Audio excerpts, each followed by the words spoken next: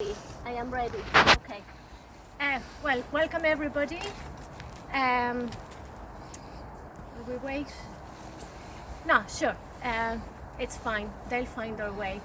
This morning, I'm going to talk to you about double digging. We call it double digging because you need to go a little bit deeper than just the surface. And the reason is because we're looking for spaghetti straps.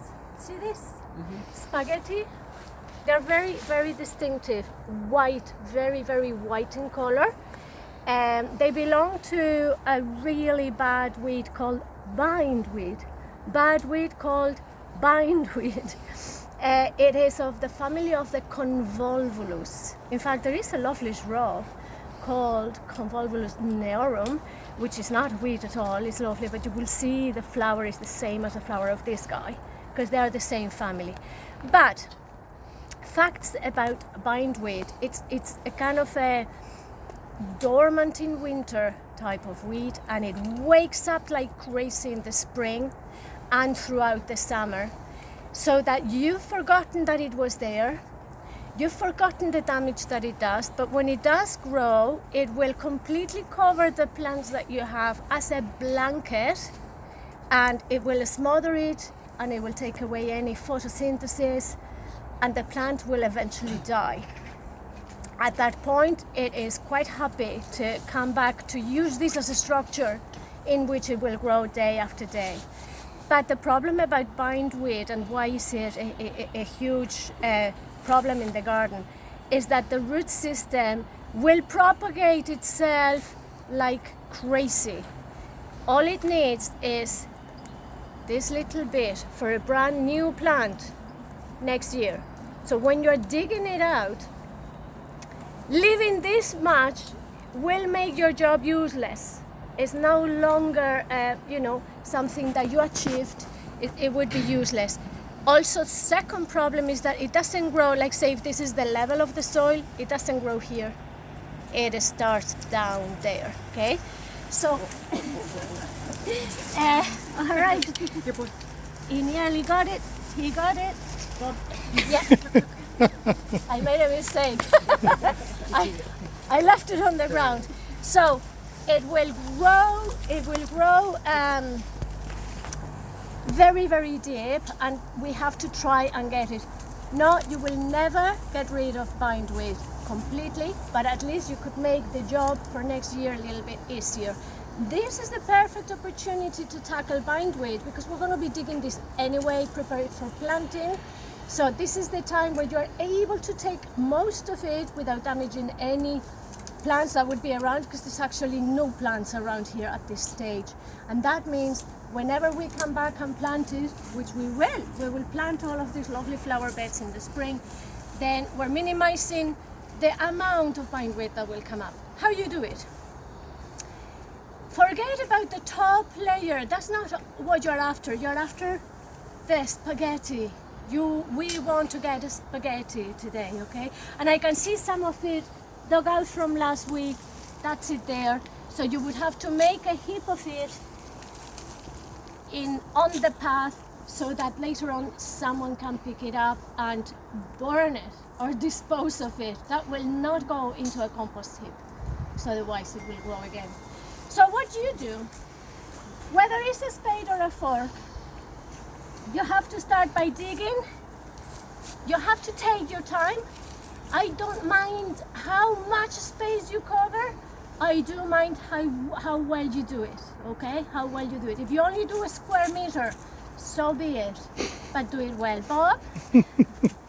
Bob, go. Thank you. So, you insert the fork as far as you can. Be aware again of these forks are not the strongest. So if you feel that there's too much resistance, pull it up a bit. Okay? And as it comes out, choose an area that has not been dug. Okay? A clear area. And you're going to turn the soil upside down in that area. Now look for a spaghetti. Spaghetti goes into your heap. Go again. Before I turn this again, I can see on the surface some of those pieces. Go down on your knees. A lot of squashing is not bad for your lovely figure, okay? So go in, whenever you see a bit of a spaghetti, throw it out. Then again, you see now those roots? They're showing very clearly because they're very wide. Upside down, break it a bit, and now choose and put that spaghetti into. This is gonna be I'm gonna put this video on YouTube because Bob wants the presidency here. Okay, so you make sure that's all gone and then go again. You see how the deeper you go, the better. Put that back in there. Look for that white.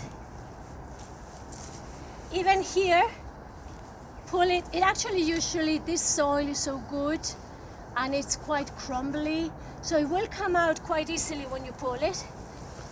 And maybe go once again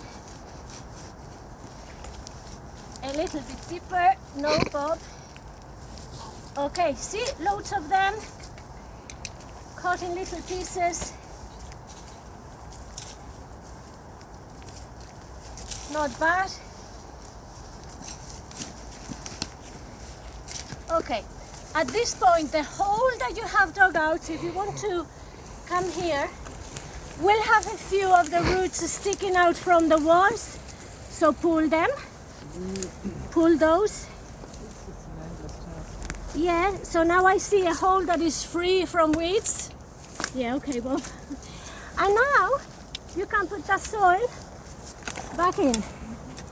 If you see any piece like that you missed, take it out and you can now replenish that hole. You get the idea. And then you move on to another hole. So you must always have a space, an area of soil